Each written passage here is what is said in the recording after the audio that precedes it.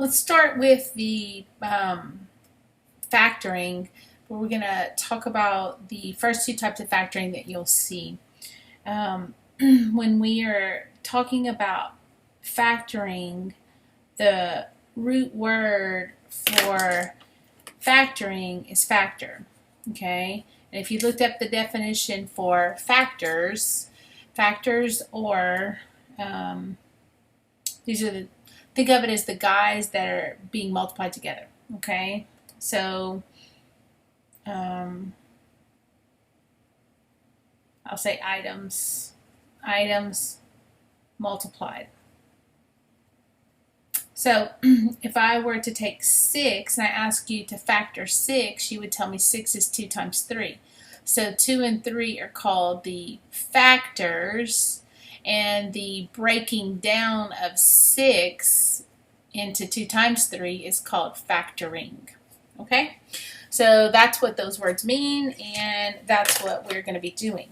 So I want to start off with the first type of factoring, which is called greatest common factor. We know that greatest means biggest. Common means they have to have something in common, and factor means we're breaking it down into multiplication. Okay? Some people think of this as undistributing. So let's go back to the distributive property. The distributive property, let's say I had 5 times x plus 2. To simplify that, I would multiply 5 times x and 5 times 2. So 5 times x is 5x, and 5 times 2 is positive 10.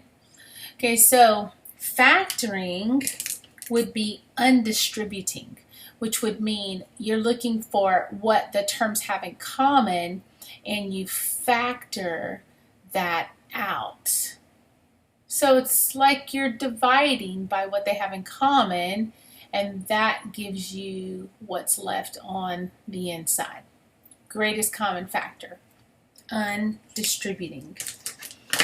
Okay, so let's look at a couple of problems like this. Suppose I have 8x squared minus 4x, and my directions just say factor. So the very first thing I would do would be look to see if the terms have something in common. So the first thing I notice is that both of the terms have x, so I know that I'm going to be able to factor out an x because they both have an x. I can't factor out an x squared because this guy doesn't have an x squared. That would be too much. Okay? And then I look at the numbers, the coefficients, and I say, oh, well, I know something that goes in or divides in. Okay, divides in. So there's something that divides into 8 that also divides into 4. 2 does. 2 goes into 8 and 2 goes into 4. But remember, we're looking for the greatest common factor. And so the greatest number that goes into 8 and into 4 is 4. So the greatest common factor between these two terms is 4x.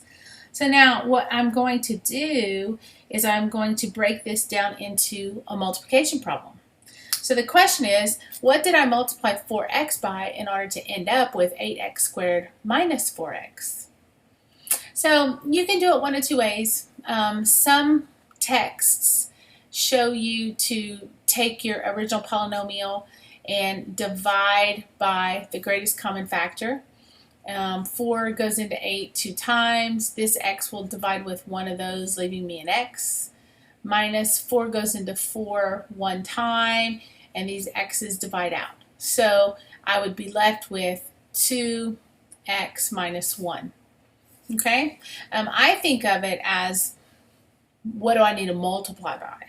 So I kind of think of it in the forward sense. So if I'm working for a problem like this, I'd say, okay, what would I have to multiply 4x by to end up with 8x squared? Well, 4 times 2 is 8, and x times x is x squared. And then what would I have to multiply 4x by back here in order to end up with a 4x? Well, it didn't change, so I'd have to multiply it times 1. So here's the factorization for 8x squared minus 4x. It's 4x times the binomial 2x minus 1. And we can do these, doesn't matter, we can make them look complicated. They're really not. let's throw a few more variables in there. Okay, so let's look at another one. Suppose I ask you to factor 21 u squared v squared y to the fourth minus 6 u to the seventh v to the eighth. So my first step would be to find the greatest common factor. Okay, so I'm going to come off to the side and I'm going to write GCF. And I like to start with the variables because those are the easiest.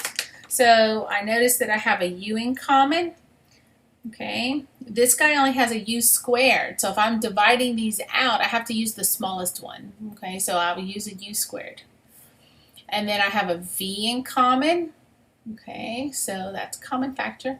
And so I would use the v squared because, it'll divide into itself and into the v to the eighth. So I need a v squared. And this one has a y, but this one doesn't. So that doesn't have a common, so I can't use the y. So far my variable part is u squared v squared. That's u squared times v squared. Okay, so now look at your numerical coefficients. I have a 21 and a 6. So I need to find the number that divides into 21 that also divides into 6. Well, 6 does not go into 21, but 3 does. So 3 goes into 6 and it also goes into 21. So they are both divisible by 3. So 3 is the numerical part of my greatest common factor.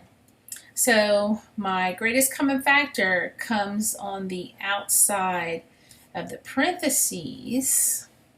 Okay, and now I am looking at, let me move my camera just a little bit.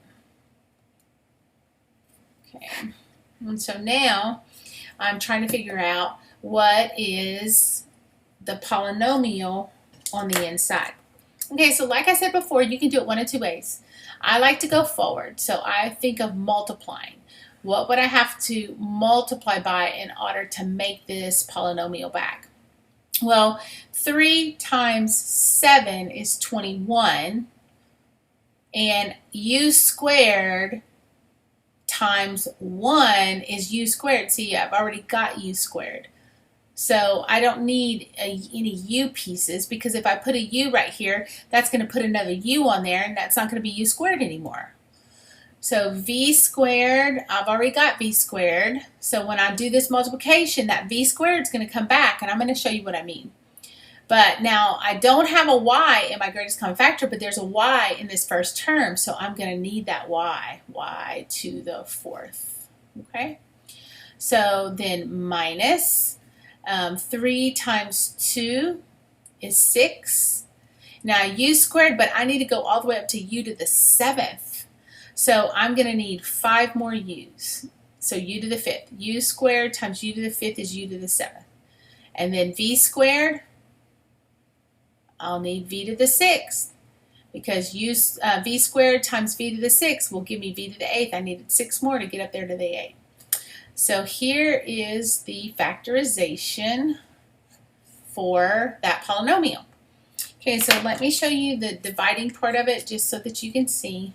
So if I thought about it as division, dividing by the greatest common factor, I would divide by 3 u squared v squared, divide by 3 u squared v squared. Okay, and so 3 goes into 21 7 times. That's where I got the 7. And then this u squared divides out with that one. The v squared divides out with that one. I'm left with y to the 4th. That's why I had a y to the 4th left. And then over here, 3 goes into 6 2 times. So there's that 2. Okay. And then I have 2 u's down here. It's going to cancel with 2. So that's going to leave me with 5. And I have 2 v's down here, but I have 8 v's up there. So these 2 are going to cancel out with 2 of those, and that's going to leave me with 6. So that's u to the 5th, v to the 6th. You can always double check yourself, okay? All you have to do is multiply.